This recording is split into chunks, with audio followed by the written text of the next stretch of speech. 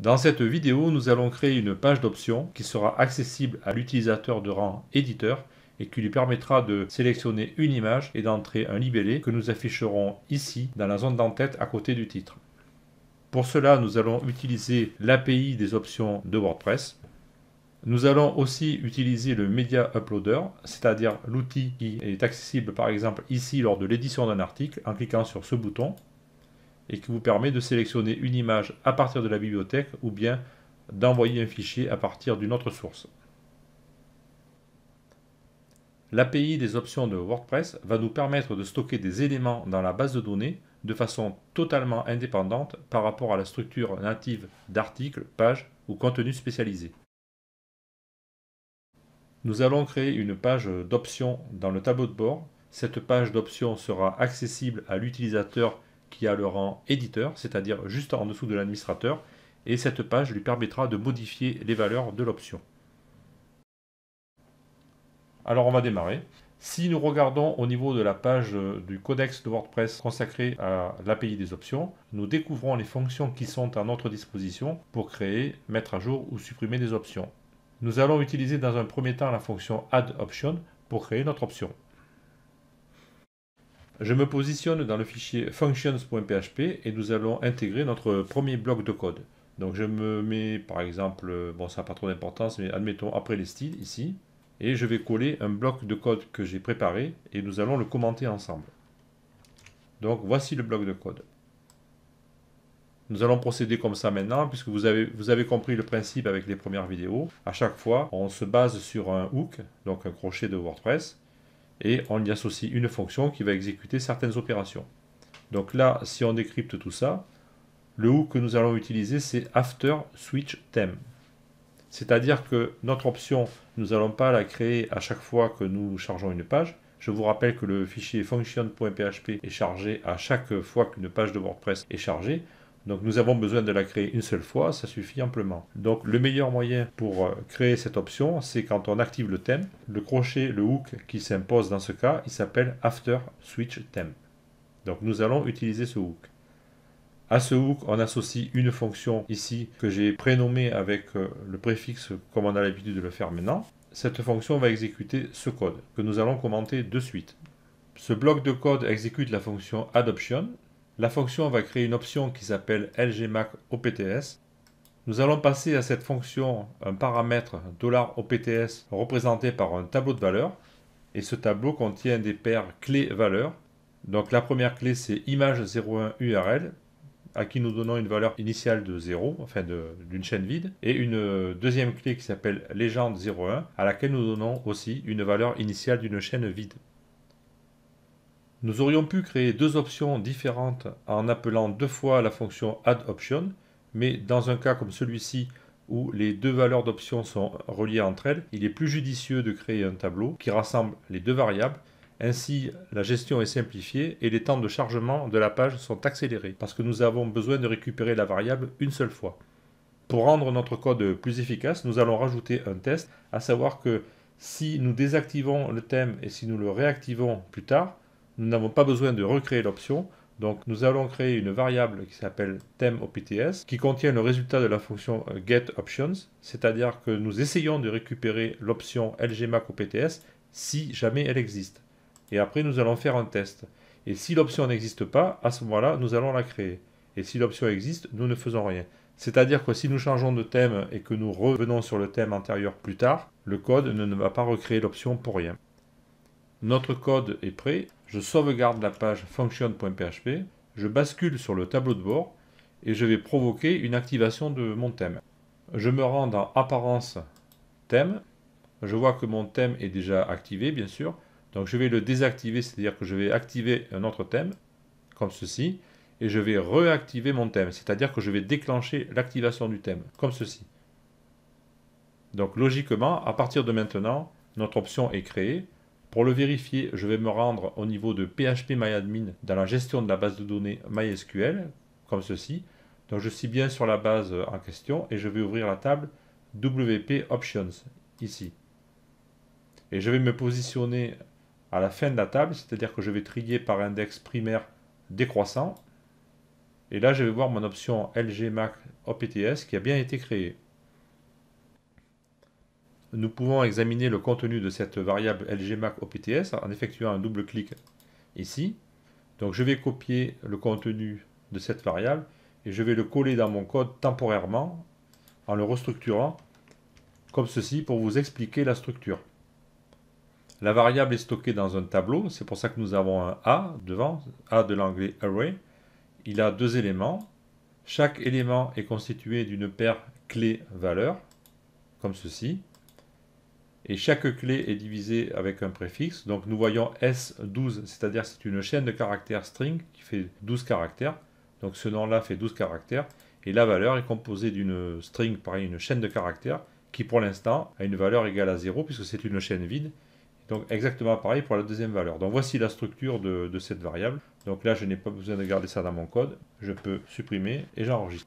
À partir de maintenant, nous allons pouvoir créer une page dans l'administration de WordPress afin de nous permettre de gérer les éléments contenus dans cette option. Avant de continuer, nous allons modifier notre code en ce qui concerne la façon dont les scripts et styles sont chargés dans le tableau de bord. Donc je remonte un petit peu et ici, si vous vous souvenez, dans la saison 1 du tutoriel, nous avions rendu disponible la librairie Bootstrap dans le tableau de bord, ici. Et nous avions utilisé pour cela le hook admin init que nous allons remplacer ici par le hook admin enqueue script, qui est plus adapté. Ensuite, nous allons réutiliser à nouveau le hook admin init pour encapsuler toute cette fonction ici. Donc je me mets en dessous, je colle une ligne que j'ai préparée, donc add action admin init, et je vais y associer une fonction lg admin init. C'est-à-dire ce sera une fonction d'initiation globale qui va contenir plus tard d'autres choses que je vais rajouter. C'est pour ça que je le fais maintenant et vous comprendrez ensuite pourquoi on l'a fait. Donc je récupère ce nom, je vais décaler tout ça ici, comme ceci. Je vais créer une fonction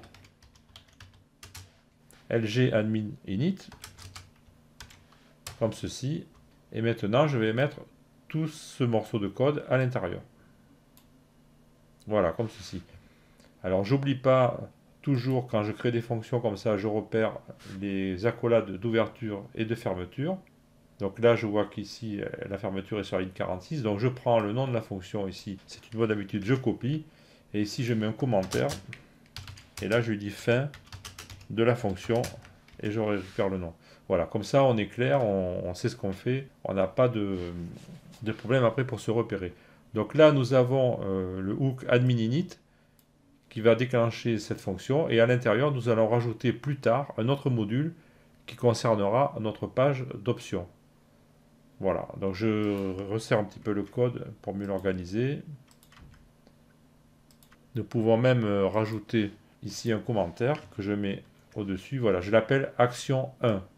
Et tout à l'heure, nous allons rajouter une action 2 qui sera consacrée aux fonctions de sauvegarde et de gestion de notre page d'options. Et bien sûr, je sauvegarde mon fichier. Je reviens sur le site. Au niveau du tableau de bord, je recharge le tableau de bord et je vérifie dans Firebug, au niveau du CSS, que je charge toujours le fichier bootstrap.min.css, donc je n'ai pas fait de bêtises, mon code est correct, il n'y a pas d'erreur. À partir de maintenant, nous allons pouvoir rajouter un élément de menu ici dans le tableau de bord, afin de permettre à l'utilisateur du site de gérer les options. Pour ajouter un menu dans le tableau de bord, il faut utiliser la fonction add menu page en lui passant un certain nombre de paramètres. Nous allons faire cela de suite. Je vais donc retourner dans le fichier functions.php. Je vais me positionner par exemple après l'activation des options pour garder une certaine logique et je vais coller un fragment de code que j'ai préparé, comme ceci. Et nous allons examiner ce code ensemble. Si nous revenons dans la page du codex, nous allons voir l'explication des divers paramètres que nous pouvons passer à cette fonction. Le premier paramètre concerne le texte qui sera affiché dans l'onglet du navigateur ainsi que le contenu de la balise title. Menu title ensuite représente la ligne qui sera affichée dans le menu. Capabilities représente la capacité de l'utilisateur que l'on veut atteindre. Menu slug est un identifiant qui sera reporté dans l'URL de la page qui affiche la gestion des options. Fonction désignera bien sûr une fonction qui sera utilisée pour construire le contenu de notre page. Les deux derniers paramètres sont optionnels, nous ne les utiliserons pas. On peut s'en servir pour désigner une icône particulière pour afficher à côté du libellé du menu, et aussi la position. On peut déplacer l'élément de menu dans le menu. Les paramètres que nous avons choisis, les voici. Au niveau de la fonction, elle s'appelle LGMAC Build Options Page. Je ne l'ai pas rajouté ici. Je l'ai mis dans un fichier particulier ici, parce qu'elle va avoir un contenu assez important. Donc pour éviter de rendre le fichier functions.php un peu difficile à lire par la suite, on peut de temps en temps éclater le contenu dans des fichiers. Donc je l'ai mis dans un fichier qui s'appelle buildoptionspage.php, qui est dans un sous-dossier includes. Et donc ici je vais rajouter une ligne, comme ceci, où je fais include de includes buildoption.php, comme ça il me chargera ce fichier, et en même temps il chargera la fonction. Donc pour l'instant j'ai mis echo hello les options pour qu'on puisse contrôler. Donc je suis obligé de créer la fonction avant de faire quoi que ce soit, sinon si la fonction n'existe pas, il va me déclencher une erreur. Là, je n'oublie pas de mettre un commentaire qui me dit que ce fichier contient la fonction LGMAC Build Options Page. Comme ça, je sais où j'en suis, je ne suis pas perdu si je reviens dans mon code 6 mois après. Donc j'enregistre tout ça et je reviens dans le panneau de configuration. Je rafraîchis la page et je vois bien que j'ai une page option du thème, et si je clique ici, je vois marqué Hello les options. Donc maintenant, nous allons vérifier tous nos paramètres. Le premier paramètre, machin option, nous allons le retrouver ici dans l'onglet. Et si je fais un appel à Firebug et que j'examine la balise title du head, je vois bien qu'ici, on récupère le terme que j'avais donné. Et lui, il rajoute le nom du site à côté. Je ferme Firebug. Ensuite, le deuxième paramètre, option du thème, on voit très bien qu'il l'a mis ici, en titre de menu. Pour déterminer le troisième paramètre, nous devons nous rendre sur la page du codex qui concerne Roles and Capabilities. Ici, nous avons toutes les capacités en fonction des rôles qui sont attribués aux utilisateurs. Et nous avons décidé que nous voulions que la page des options soit accessible à celui qui a un rôle d'éditeur. Donc nous allons descendre dans la page, et à un moment donné, nous allons trouver un tableau qui nous donne toutes les capacités en fonction des rôles. Alors au départ, le super administrateur, il peut tout faire. Ensuite, l'administrateur peut faire ça avec lui, etc. Et ça s'élargit de plus en plus. Et ici, nous voyons apparaître des fonctions accessibles à l'éditeur. Et nous allons en choisir une parmi celles-ci. Et j'ai choisi Publish Page. On voit bien que c'est celle que j'ai mis ici. Ensuite, LGMAC Theme Ops. J'ai dit que c'était le slug. Donc si je reviens sur la page d'options, je vois bien que c'est le slug qui est reporté ici. Tout ce qui concerne l'administration, ça marche avec une page qui s'appelle admin.php et une variable get page est ajoutée avec la valeur qu'on a donnée pour le slug. C'est comme ça que les pages sont affichées. Et bien sûr, la dernière concerne notre fonction, comme on l'a vu. Maintenant, il va nous rester à vérifier que notre page est accessible à l'utilisateur éditeur. Donc, je reviens dans le tableau de bord et je vais vous montrer au niveau des utilisateurs que j'ai créé deux utilisateurs, dont l'un est éditeur et l'autre est auteur. Logiquement, celui qui est auteur, il ne devrait pas voir la page, et celui qui est éditeur, il devrait la voir. Donc, je vais basculer sur un autre navigateur dans lequel je me suis connecté en tant que Toto, donc éditeur.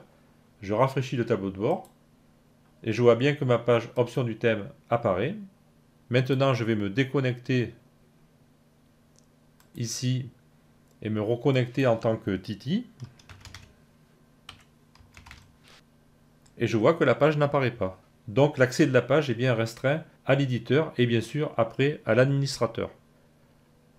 Dans cette vidéo, nous avons utilisé l'API des options de WordPress afin de créer une option dans laquelle nous allons stocker une image et un libellé. Nous avons ensuite préparé le terrain afin de créer une page de gestion des options. Et maintenant, nous allons voir la suite dans une prochaine vidéo.